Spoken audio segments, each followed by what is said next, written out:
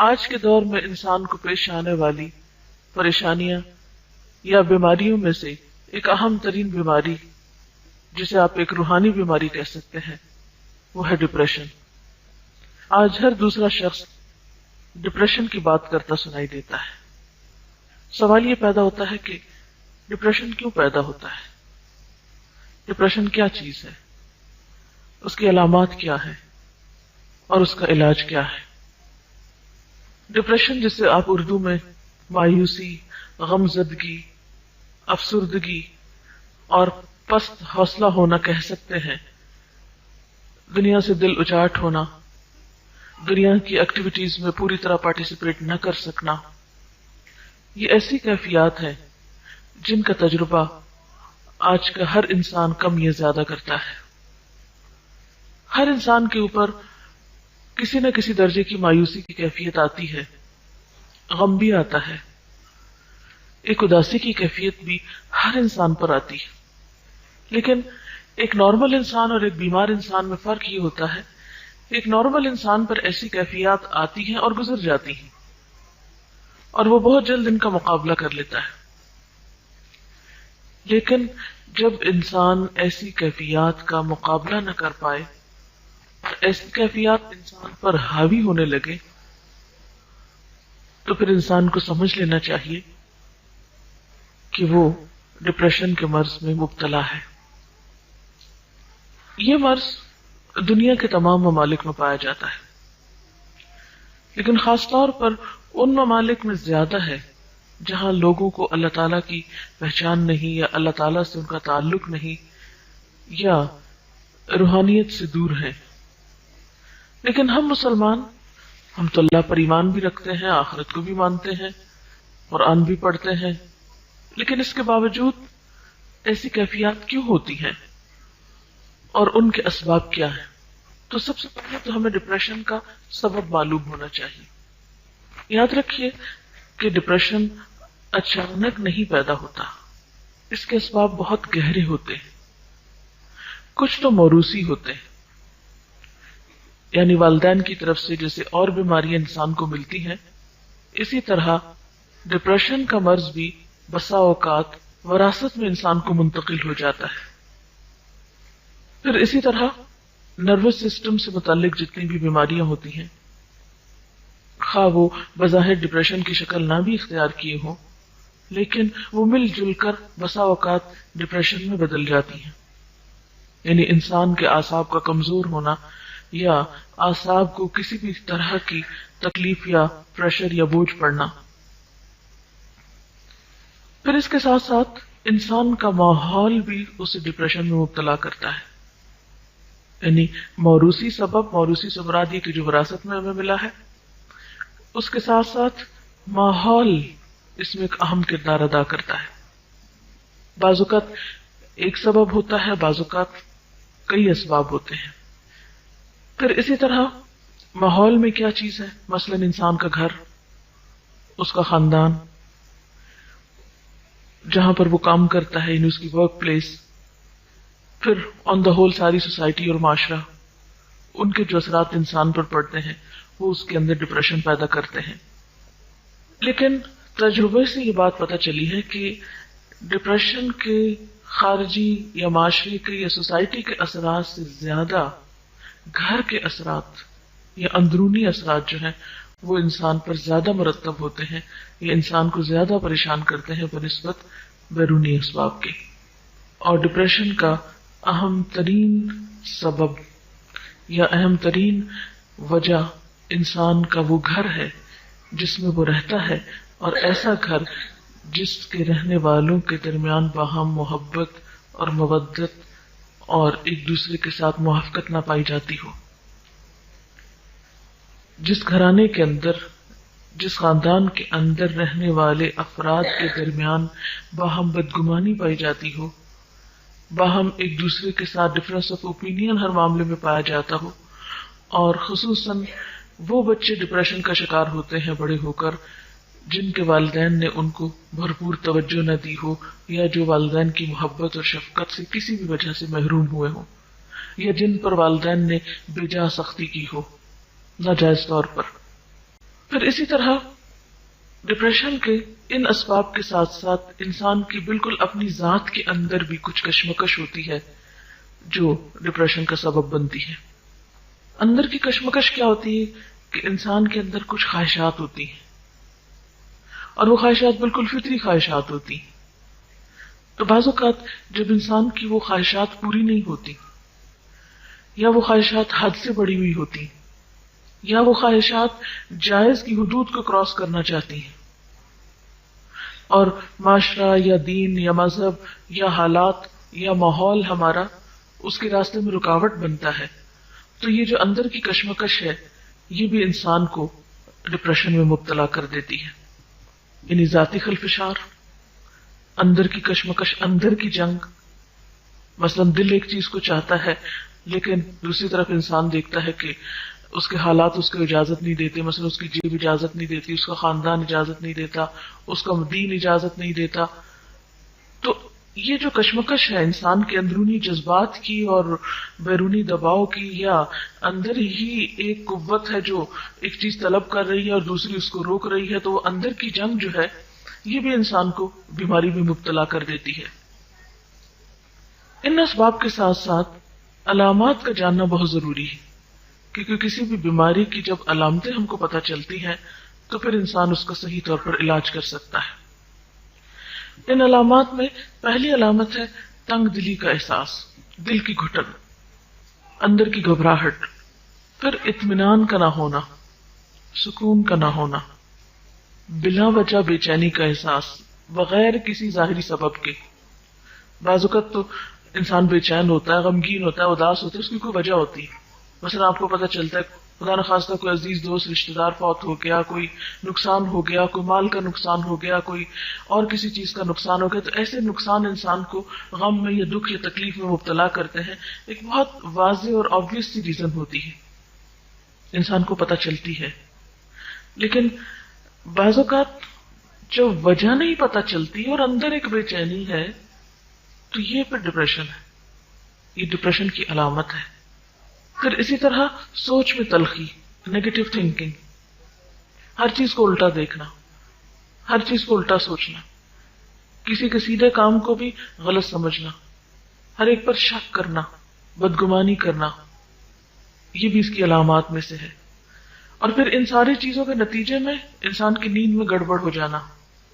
یعنی اللہ تعالیٰ نے انسان کی ان ساری تکلیفوں کو دور کرنے کے جو اسباب رکھے ہیں، اور اس میں خاص طور پر ایک بہت بڑا سبب جو ہے وہ نیند ہے، جس سے انسان سکون پاتا ہے، اس سے انسان عاری ہو جاتا ہے. اور اس وجہ سے آپ دیکھیں گے کہ بہت سارے لوگ نیند کی دوائیں کھا کر، مسکن ادویات کھا کر سوتے ہیں. تو ایسی ادویات کھا کر اپنے آپ کو سلائے رکھنا اور اپنے آپ کو دنیا کے مسائل سے فرار پر آمادہ کرنا، یہ اس کا علاج نہیں ہوا کرتا. اسی طرح بعض اوقات یہ ہے کہ اندرونی علامات کے علاوہ جسم پر بیرونی طور پر بھی یا جسمانی طور پر بھی کچھ علامات سامنے آتی ہیں. مثلا بہت زیادہ پسینہ ایک دم آنے لگنا، دل کا زور زور سے دھڑکنا، جسمانی کمزوری ہو جانا، انتہائی تھکاوٹ محسوس کرنا، یعنی تھوڑا سا کام کرنے پر بہت زیادہ تھک جانا، کام کرنے کی صلاحیت کا ختم ہو جانا، وسوسوں کا شکار ہو جانا. اسی طرح بعض اوقات مختلف فوبیاز جو ہو جاتے ہیں کہ لفٹ میں نہیں چڑھ سکتے، بند کمرے میں نہیں جا سکتے، اندھیرے میں نہیں جا سکتے.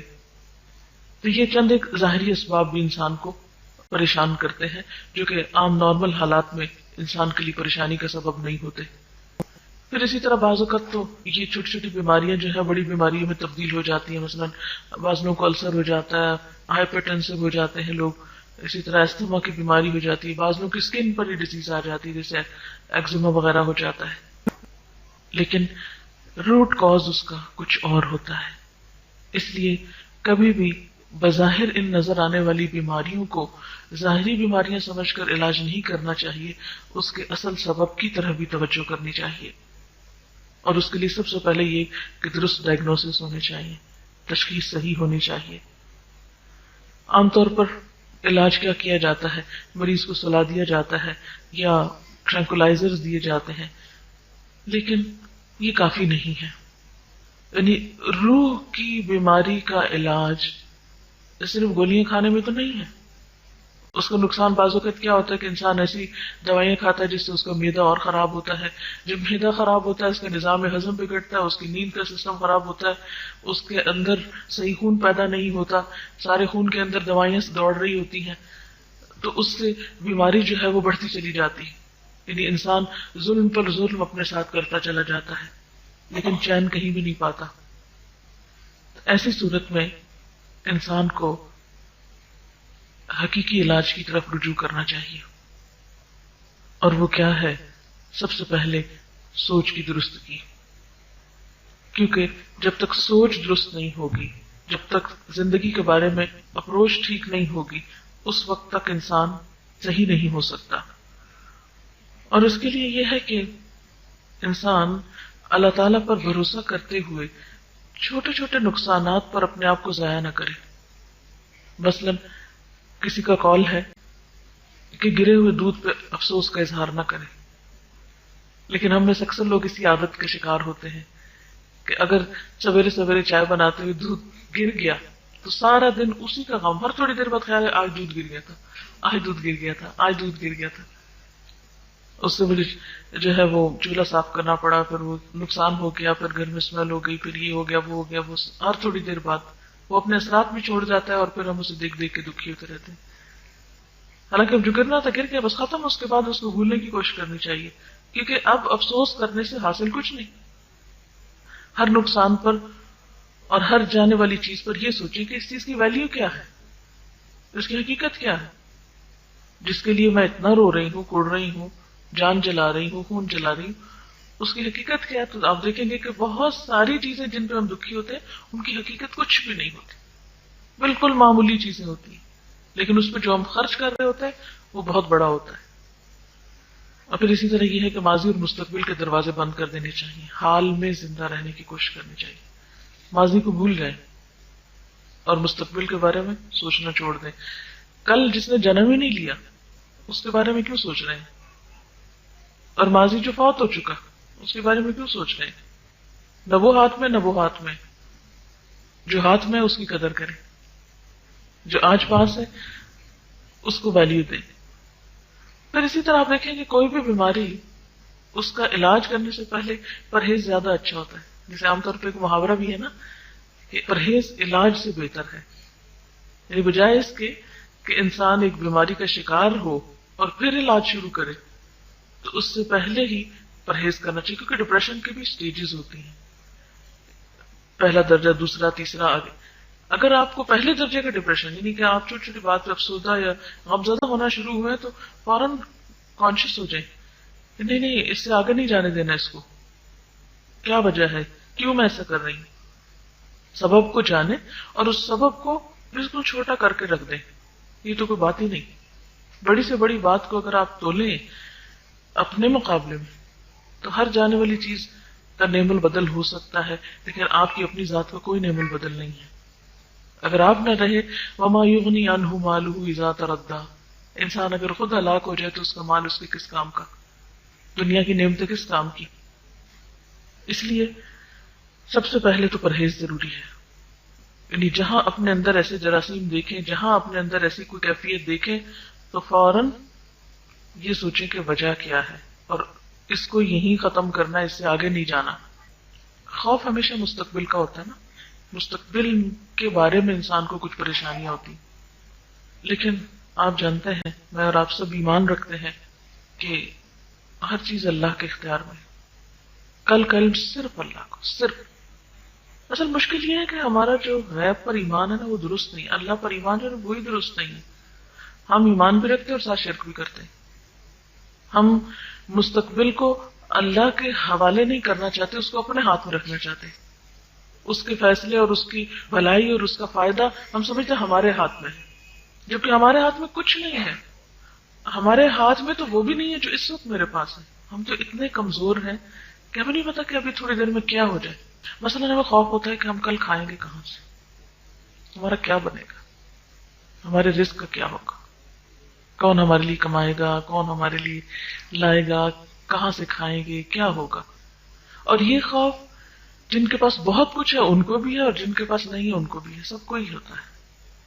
اللہ تعالیٰ نے قرآن پاک میں اس کا بہت اچھا جواب دیا ہے، وَكَأَيٍّ مِّن دَابَّةٍ لَا تَحْمِلُ رِزْقَهَا اللَّهُ يَرْزُقُهَا وَإِيَّاكُمْ وَهُوَ السَّمِيعُ الْعَلِيمُ۔ کتنے ہی جانور ہیں جو اپنا رزق اٹھائے نہیں پھرتے، ان کی پیٹھ پہ نہیں لدا ہوا، اللہ ان کو رزق دیتا ہے اور تمہارا رازق بھی وہی ہے۔ آخر اتنے سال زندگی کے گزارے، کسی دن بھوکے تو نہیں سوئے نا؟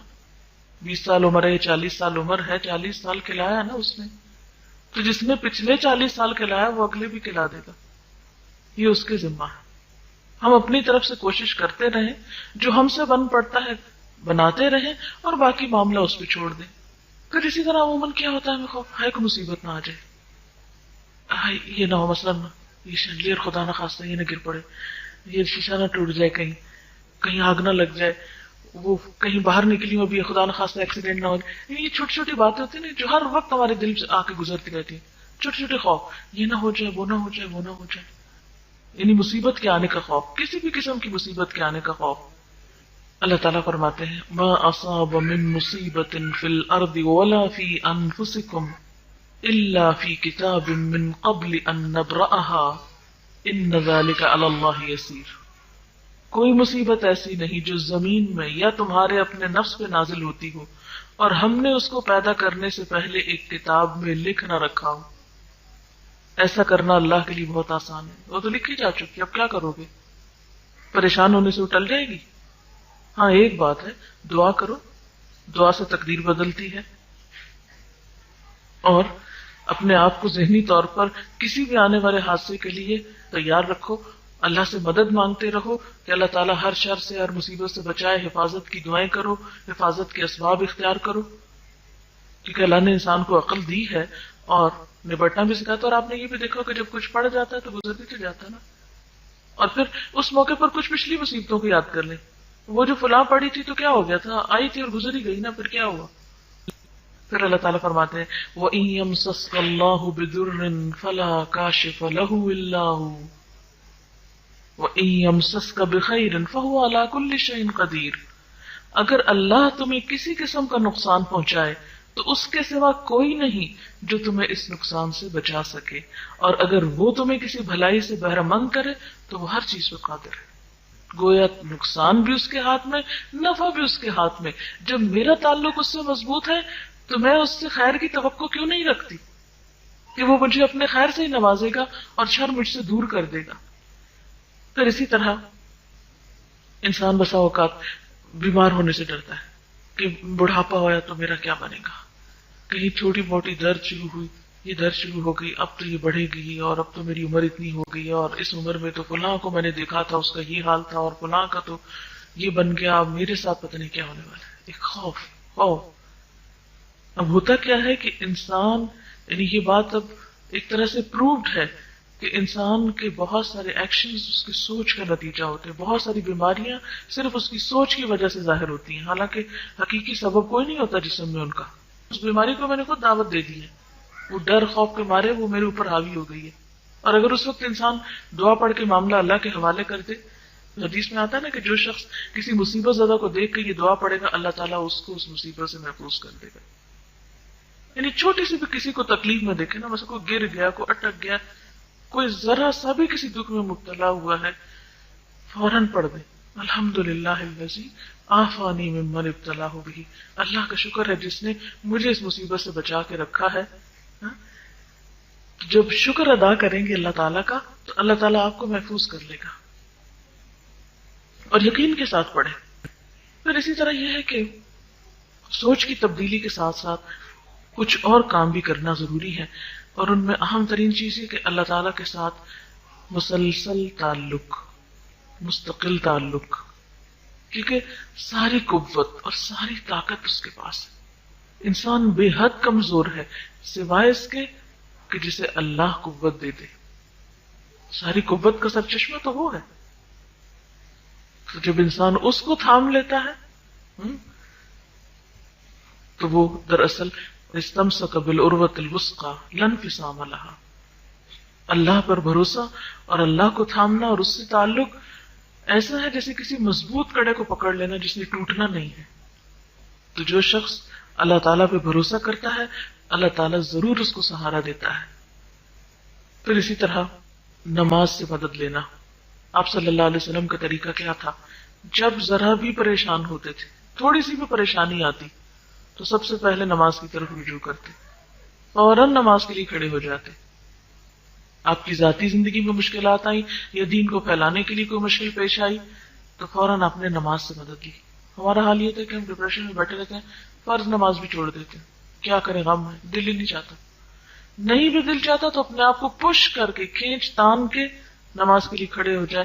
اور اگر آپ واقعی قرآن کا کچھ حصہ آپ کو یاد ہے اور ذرا سی لمبی نماز پڑھ لیں تو پھر آپ دیکھیں گے کہ نماز کے ختم ہونے تک آپ کا ڈپریشن بھی دور ہو جائے گا، آپ اس کیفیت سے بھی باہر آ جائیں گے. کیونکہ یہ اللہ کے رسول صلی اللہ علیہ وسلم کا آزمودہ نسخہ ہے، مجرب ہے.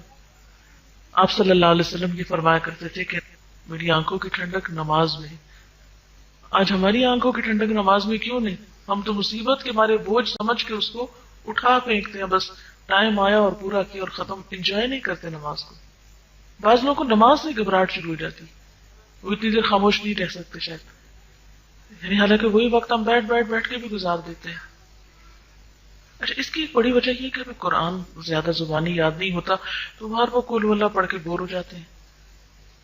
اگر تھوڑی سی کوشش کر کے ایک ایک آیت سیکھنا شروع کر دیں، اور قرآن پاک کی ایسی صورتیں جن کے پڑھنے کی بہت فضیلت ہے، مثلا سورۃ الکہف ہے، سورۃ البقرہ کی اول آخر آیات ہیں، سورۃ یاسین ہے، سورۃ الملک ہے، اگر ان کو آپ پڑھنا شروع کر دیں، یعنی یاد کرنا شروع کر دیں، ایک ایک آیت، دو لفظ، تین لفظ، اور آپ دیکھیں کہ کچھ مشکل نہیں. ایک تو ذہن مصروف ہوگا، دوسرا اس کلام کی برکت ہوگی، تیسری نماز بہت اچھی ہو جائے گی. ہم عموماً شکایت کرتے ہیں نا کہ نماز میں دل نہیں لگتا، تو اگر آپ بدل بدل کے آیات پڑھیں تو آپ دیکھیں گے کہ نماز آپ کو کھینچ کے رکھے گی، پکڑ کے رکھے گی. اور جب ہم ایک روایتی سی نماز پڑھتے ہیں نا، بس کھڑے ہو گئے اور کچھ پتہ نہیں اللہ اکبر کب ہوئی اور سلام کب پھیر لیا، ایسی نماز پہ فائدہ نہیں دیتی. پھر اسی طرح اللہ تعالیٰ کا ذکر، اللہ بذکر اللہ تطمئن القلوب، اللہ کے ذکر سے دلوں کو اطمینان نصیب ہوتا ہے. اکیلے بھی ذکر، چلتے پھرتے اللہ کا ذکر، اور اس کے علاوہ کچھ لوگوں کے ساتھ بیٹھ کے اللہ کا ذکر، تنہائی میں بھی اللہ کو یاد کرنا اور بندوں کے بیچ میں بیٹھ کے بھی. عموماً ہم جب لوگوں سے ملاقات کرتے ہیں تو اس میں ہم اللہ تعالیٰ کا نام لینا نہیں پسند کرتے یا اللہ کی بات کرنا نہیں پسند کرتے. ہم دنیا بھر کی باتیں کریں گے، زیور کپڑے کی باتیں کریں گے، ادھر ادھر کی باتیں کریں گے، لیکن اللہ کی بات نہیں بیٹھ کے کریں گے اکٹھے. اللہ تعالیٰ فرماتے ہیں وَنُنَزِّلُ مِنَ الْقُرْآنِ مَا هُوَ شِفَاءٌ وَرَحْمَةٌ، کہ ہم قرآن میں سے وہ چیزیں اتارتے ہیں جو شفا بھی ہے اور رحمت بھی ہے. قرآن پاک کے لیے ہدن و بشرا کا لفظ آتا ہے، ہدایت اور خوشخبری ہے، یعنی دلوں کی خوشی کا سامان ہے اس کتاب میں. اور اکیلے تلاوت بھی فائدہ دیتی ہے، اور کسی مجلس میں محفل میں بیٹھ کے سب کے ساتھ قرآن پڑھنا بھی فائدہ دیتا ہے. ذکر کے بارے میں یہ بھی آتا ہے کہ جب بھی کچھ لوگ اللہ کو یاد کرنے کے لیے اکٹھے ہوتے ہیں تو فرشتے ان کو گھیر لیتے ہیں، رحمت ان پہ چھا جاتی ہے، ان پہ سکون اور اطمینان نازل ہوتا ہے، اور اللہ تعالیٰ انہیں اپنی مجلس میں یاد کرتے ہیں. تو جس مجلس کے اوپر رحمت چھا جائے، جس مجلس پہ فرشتے پر بچھائیں یعنی اپنے پروں سے ڈھانپ لیں، اور جس مجلس کے لیے وعدہ ہے کہ اس میں بیٹھنے والوں پہ سکون نازل ہوتا ہے، لیکن شیطان ہمیں ایسی مجلسوں سے بھگا کے رکھتا، نہیں وہاں نہیں جانا، ابھی بڑے مصروف ہو تم، بہت کام ہے، وہاں جاؤ گے تو یہ کام کیسے ہوگا، وہ کام کیسے ہوگا. تو جب ہم ایسی مجلسوں اور محفلوں سے دور رہتے ہیں، دین کے سیکھنے سکھانے کی مجلسوں سے، تو اس سے بھی ہمارے دلوں میں وحشت ہوتی. تو بطور علاج ایسی جگہوں پر شریک ہونا چاہیے، یعنی علاج کے نقطہ نظر سے. پھر اسی طرح دعا جو ہے ان مشکلات میں بھی فائدہ دیتی ہیں جو اتر چکی ہیں، اور ان میں بھی فائدہ دیتی ہے جو ابھی نہیں اتری. یعنی حدیث کا مفہوم یہ ہے کہ دعا ان مصیبتوں اور بلاؤں میں بھی فائدہ مند ہے جو آ چکی ہیں انسان پہ، اور ان میں بھی فائدہ مند ہے جو ابھی آئی نہیں، ان کو پیچھے ہی روک رکھتی. اس لیے دعا بہت مؤثر علاج ہے. قرآن پاک میں اللہ تعالیٰ فرماتے ہیں وَقَالَ رَبُّكُمُ ادْعُونِي أَسْتَجِبْ لَكُمْ، تمہارا رب کہتا ہے مجھے پکارو، مانگو تو صحیح، میں قبول کروں گا تمہاری دعا.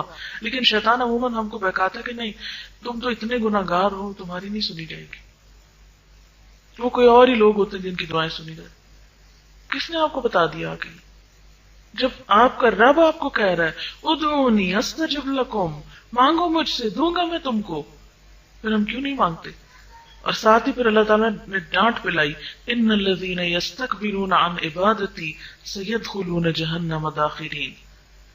جو لوگ گھمنڈ میں آ کر میری عبادت سے، میری دعا سے منہ موڑتے ہیں، وہ ضرور ذلیل و خوار ہو کر جہنم میں داخل ہوں گے. یعنی دعا نہ کرنا انسان کی بدبختی کی علامت ہے، اور یہ بدبختی انسان کو پھر بڑی مصیبت میں مبتلا کر دیتی ہے. اس لیے یا حی یا قیوم برحمتک سے اٹھتے بیٹھتے دعائیں کرنا، اللہ تعالیٰ سے مدد حاصل کرنا، یہ انسان کے لیے بہترین نسخہ ہوتا ہے. اسی طرح بلند آواز سے قرآن پاک کی تلاوت، یعنی ایک ہوتا نا انگلی پھیرتے رہتے خاموشی سے، یہ نہیں تلاوت کہلاتی. تلاوت کیا ہے؟ اونچی آواز سے بولے. اور اونچی آواز سے کیا ہوتا ہے؟ کیونکہ عربی زبان میں اور خاص طور پہ قرآن پاک میں ہمارے جو سارا ووکل سسٹم ہے وہ سارا استعمال ہوتا ہے. ہماری زبان کے کنارے، سائڈز، ہمارے ہونٹ، ہمارا حلق، ہمارے سینے تک، دل تک اس کے اثرات آتے ہیں. یعنی عربی زبان میں جو حروف ہیں، ہر حرف کے منہ سے نکالنے کی جگہ الگ ہے. جب ہم صحیح طور پر تلاوت کرتے ہیں، صحیح انداز میں، جیسے حقہ تلاوتی جس کو کہتے ہیں، تو اس سے وہ سارے تار ہلتے ہیں، ہمارے مختلف پوائنٹس پہ جا کے ٹچ کرتی ہے وہ تلاوت، اور اس کے ذریعے وہ ڈپریشن جو ہے وہ ختم ہونے لگتا ہے. تو بطور خاص کبھی غم کا دورہ پڑنے ہی لگے، ابتدائی سمپٹمز میں فوراً سب کام چھوڑ دیجیے، قرآن کھول کے لاؤڈلی پڑھنا شروع کر دیجیے. آپ دیکھیں گے اگر آپ 15 منٹ سے جب لاؤڈلی قرآن پڑھیں گے، آپ اس کیفیت سے باہر ہوں گے. یعنی بہترین علاج ہے، کیونکہ وَنُنَزِّلُ مِنَ الْقُرْآنِ مَا هُوَ شِفَاءٌ وَرَحْمَةٌ، لیکن رحمت للمومنین، یہ ماننے والوں کے لیے، یقین کرنے والوں کے لیے تو یہ فائدہ مند ہے. اور اگر ہمارے اس وقت یقین ہی شیکی ہو جائے تو پھر نہیں فائدہ دیتا. پھر اسی طرح اللہ کا تقوی، اللہ سے ڈرتے رہنا، پھر نیکی کے کاموں میں دلچسپی رکھنا، یعنی نیک کاموں میں آگے بڑھنا، نیکی کے مواقع کو ضائع نہ کرنا. اور اس میں کیا ہے، ایک چھوٹی سی نیکی کیا بتائی، تمہارا اپنے بھائی کو دیکھ کے مسکرا دینا بھی صدقہ ہے. اور مسکرانے پہ کیا خرچ آتا ہے ہمارا، لیکن اللہ تعالیٰ نے اس کو بھی ہمارے لیے صدقہ شمار کیا. اور قرآن پاک میں اللہ تعالیٰ کا وعدہ ہے، من عمل صالحا من ذکر او انثى وهو مؤمن فلنحيينه حياة طیبة ولنجزینہم اجرہم باحسن ما كانوا يعملون. جو شخص بھی نیک عمل کرتا ہے، خواہ وہ مرد ہو یا عورت، بشرطے کہ مومن ہو، اسے ہم دنیا میں پاکیزہ زندگی، عمدہ زندگی بسر کرائیں گے. اچھا، یہ بات میں کس لیے آپ کو بتا رہی ہوں؟ اس لیے کہ آپ کے دل کے اندر وہ خاص خوشی اور خاص سکون آ جائے جس سے عام طور پر دنیا کے لوگ محروم رہتے ہیں. مادہ پرستی کا شکار لوگ اس خوشی سے محروم رہتے ہیں. اللہ تعالیٰ نے ہر مرض کے لیے دوا پیدا کی، ہر مرض کی دوا ہے. اسٹریس مینجمنٹ آج کے دور میں ایک سائنس بن چکی ہے، اور مختلف طریقوں سے، ہیل و بہانوں سے لوگ علاج کر رہے ہیں. تو آئیے دیکھتے ہیں کہ ہمارا دین اس کے بارے میں ہمیں کیا حل دیتا ہے. قرآن کی سورت نمبر 2 کی ایک آیت میں ملتا ہے، اس کا ترجمہ یہ ہے، اور ہم ضرور تم کو آزمائیں گے کچھ ڈر اور بھوک سے، اور مالوں اور جانوں اور پھلوں کی کمی سے، اور ثابت قدم رہنے والوں کو خوشخبری دے دو جن کا حال یہ ہے کہ جب ان کو کوئی مصیبت پہنچتی ہے تو وہ کہتے ہیں ہم اللہ کے لیے ہیں اور ہم اسی کی طرف لوٹنے والے ہیں. انا للہ و انا الیہ راجعون. مسائل اور مصائب کے وقت کوئی شخص ذہنی تناؤ کا شکار کیوں ہوتا ہے؟ یعنی ٹینشن ہوتی کیوں ہے؟ مصیبت کے آنے پر انسان کیوں ٹینس ہوتا ہے؟ اس کا سبب یہ ہے کہ وہ اس کو ایک ایسی چیز سمجھتا ہے جس کو نہیں ہونا چاہیے. وہ کہتا ہے کہ یہ ہونی ہی نہیں چاہیے تھی.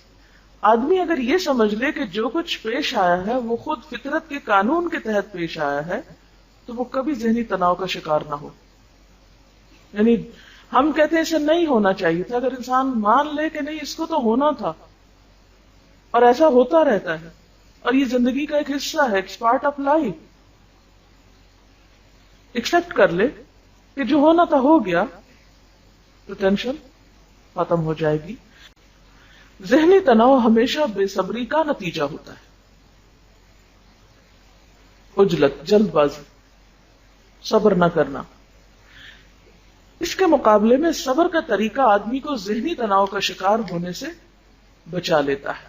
یعنی انسان اگر ایکسپٹ کر لیتا ہے اور خاموش ہو جاتا ہے، اس کڑوے گھونٹ کو پی لیتا ہے کہ تو زندگی کا حصہ، پھول کے ساتھ کانٹا ہے.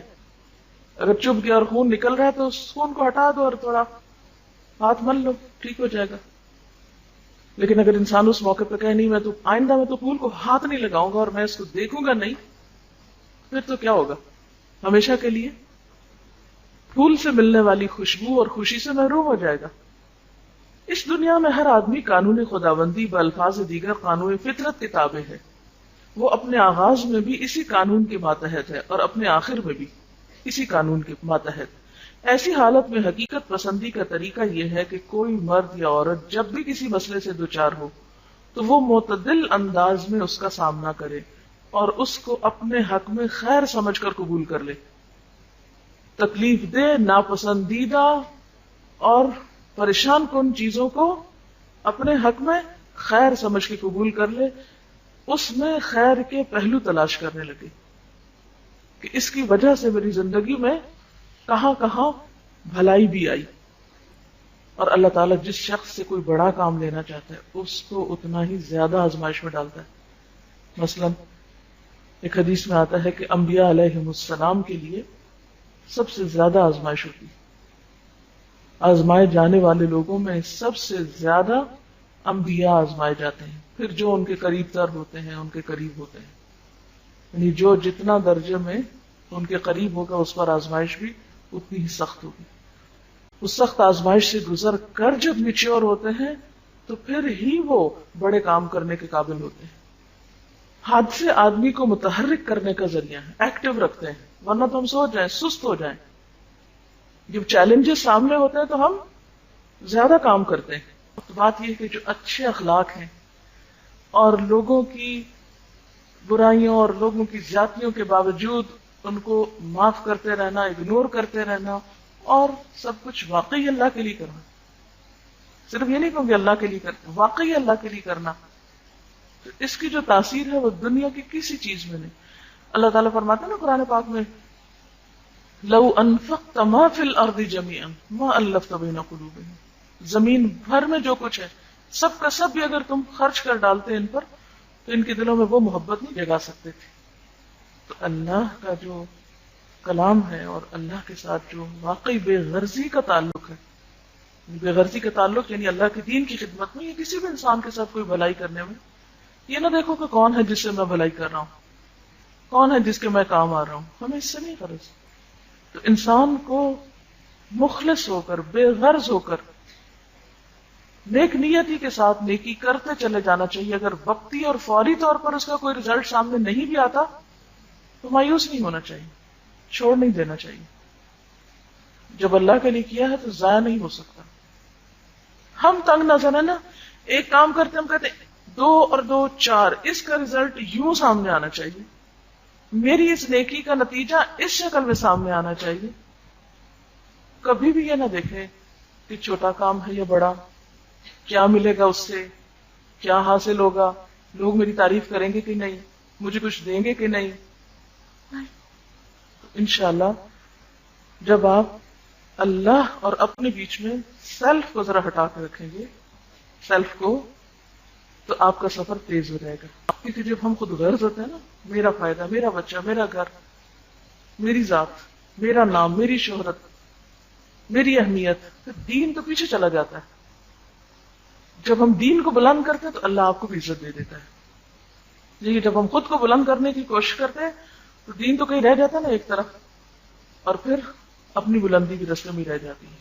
اللہ تعالیٰ کسی کا اجر نہیں ضائع کرتا، کسی کا احسان ضائع نہیں کرتا. کسی کا بھی چھوٹا سا نیک عمل، من یعمل مثقال ذرۃ خیرا یرہ، ذرے کے برابر بھی اگر کوئی نیکی کرتا ہے نا، کوئی اچھا کام کرتا ہے، کسی انسان نے نہیں دیکھا، وہ کوئی نہیں قدردانی کرنے والا، لیکن اس نیکی کی خوشی آپ ہی کے دل کے اندر لوٹ کر آئے گی. آپ کر کے تو دیکھیں. اس لیے اللہ تعالیٰ کا وعدہ ہے کہ ایسے لوگوں کو ان کے اجر ان کے بہترین اعمال کے مطابق آخرت میں بھی عطا کریں گے، یعنی دنیا میں بھی اچھی زندگی ملے گی اور آخرت میں بھی۔ اور پھر اسی طرح یہ ہے کہ زندگی میں اعتدال اور توازن بہت ضروری ہوتا ہے، یعنی ڈپریشن سے نکلنے کے لیے اعتدال والی زندگی بہت ضروری ہوتی ہے، کیونکہ عام طور پر جب ہماری زندگی میں انتہائی رویے آتے ہیں تو اس وقت یہ مشکل زیادہ پیدا ہوتی ہے، یعنی افراط و تفریط کا شکار نہیں ہونا۔ افراط و تفریط میں کیا آتا ہے؟ مثلاً اگر آپ کسی سے محبت کرتے ہیں تو حد سے زیادہ، نفرت کریں تو حد سے زیادہ، غصہ کریں تو حد سے زیادہ، کھائیں تو حد سے زیادہ، سوئیں تو حد سے زیادہ، تو یہ افراط و تفریط ہوتی ہے۔ تو جب ہم ہر چیز میں حد سے بڑھنے لگتے ہیں تو پھر اس کا ری ایکشن ہوتا ہے نا، اس کی روح پر اثرات ہوتے ہیں۔ اس کے لیے معتدل زندگی بسر کرنا ضروری ہے۔ اور پھر آخری بات توبہ، کیونکہ ڈپریشن عموماً گلٹ سے بھی ہوتا ہے، گناہ کے اثرات بعض اوقات روح پر رہ جاتے ہیں۔ مثلاً آپ نے کسی کے ساتھ زیادتی کی، وقتی طور پر تو اپنے آپ کو تعویل کر کے مطمئن کر لیا کہ نہیں اسی کا قصور تھا، اس لیے میرا حق بنتا تھا کہ میں ایسا کروں۔ اب چونکہ آپ نے اپنی غلطی مانی ہی نہیں، اس پر توبہ ہی نہیں کی، اس سے نکلے ہی نہیں، تو اب یہ تو نہیں ہو سکتا نا کہ آپ کانٹے بوئیں اور پھر کانٹے آپ کو کاٹنے نہ پڑے، وہ تو کاٹنے پڑیں گے آپ کو۔ آپ غلط کریں، کسی کے ساتھ زیادتی کریں، ظلم کریں اور پھر وہ آپ پر پلٹے نا، یہ کیسے ہو سکتا ہے؟ ظلم تو اندھیرا ہے، اور وہ اندھیرا قیامت کے دن تو ویسے ہوگا مگر دنیا میں دل پہ آتا ہے جو ڈپریشن کا سبب بنتا ہے۔ اس لیے چھوٹا گناہ ہو یا بڑا گناہ ہو، اس کی توبہ میں ٹال مٹول نہ کرے۔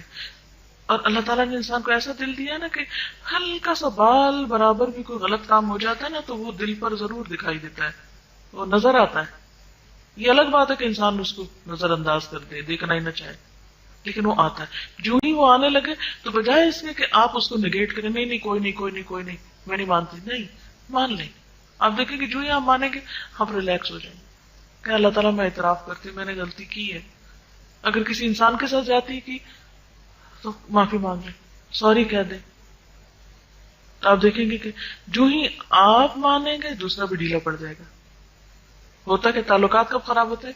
جب آپ غلطی نہیں مانتے اور دوسرا شخص بھی کھینچا تانی شروع کر دیتا ہے، آپ اپنی طرف بات کھینچتے ہیں، وہ اپنی طرف کھینچتا ہے، نتیجہ کیا ہوتا ہے کہ شدید قسم کا اختلاف ہوتا ہے، اور پھر وہی لوگ آپ کے لیے ایک مصیبت بن جاتے ہیں، ان کے اندر رہنا مشکل ہو جاتا ہے، پھر انسان ان سے فرار حاصل کرنے کی کوشش کرتا ہے۔ تو ایسی صورت میں انسان سمپلی مانے ہاں میرا قصور ہے، میری غلطی ہے۔ تو آپ دیکھیں گے کہ جو ہم اللہ کے سامنے اپنی غلطیوں کا اعتراف کر لیں گے، رو لیں گے، دعا کریں گے، تو آپ دیکھیں گے کہ آپ کا بوجھ اترنا شروع ہو جائے گا۔